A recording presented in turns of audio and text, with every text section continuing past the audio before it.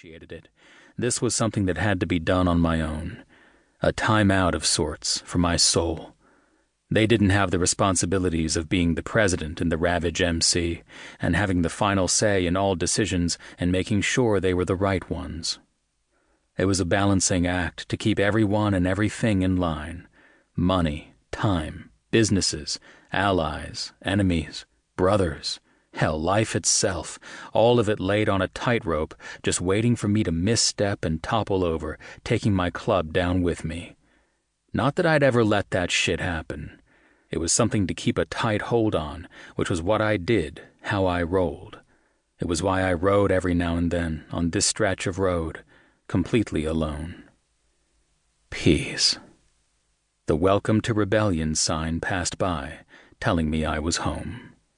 Who the fuck would name a town Rebellion? Oftentimes we all sat back and laughed at the thought of it. Rebellion, Alabama. Crazy name for a town. It fit us, though. Rebels with a cause, or more like a mission, a solid foundation to build. That was us. All of us. My club, my people, and fuck anyone who got in the way of either. This was where I ran the show, held the power, had respect, and with that came responsibilities. Adulting sucked for some men. Yeah, back in the day, I never thought this would be me. My focus was different. Even young, I had responsibilities. Ravage needed me to have a solid head on my shoulders, needed me to have a firm grip on who I was. This club made me the man I was today, modeling and shaping me to be the president of the club. Driving into town, the hustle and bustle of everyday life surrounded me. The calm I'd just found would soon disappear, as the thoughts would crowd my mind once again, much like the people on the go in Rebellion.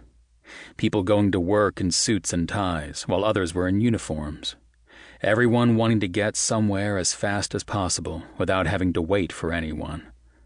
Most of them not knowing how the world really works. We took on the responsibility of keeping Rebellion, Alabama, under our control.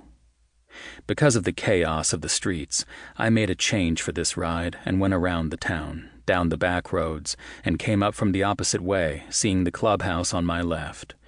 Those few extra precious moments to let myself simply be had me ready to take on the world once again.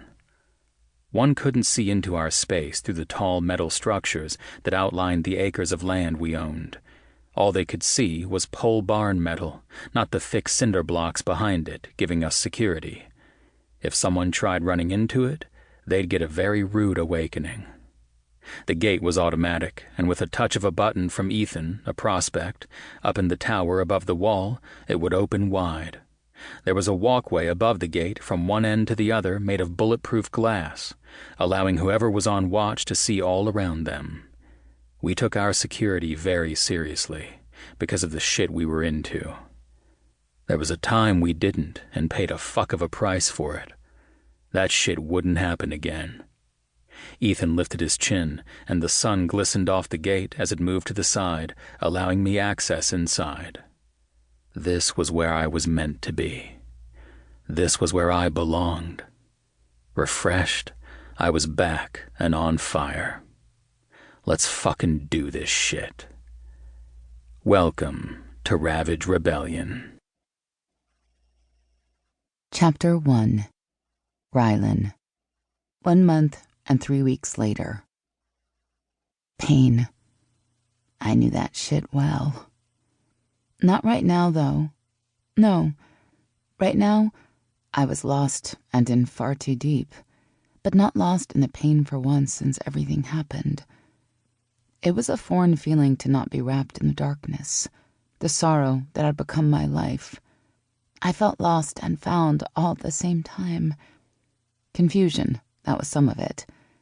I was disorientated in a blissful way that was unusual for me. My mouth tasted of cotton that had been up a monkey's ass, and my head throbbed like a village of ants playing the bongos. But that was a pain I could deal with. Too much booze did that to a woman, especially when she'd lost someone she loved.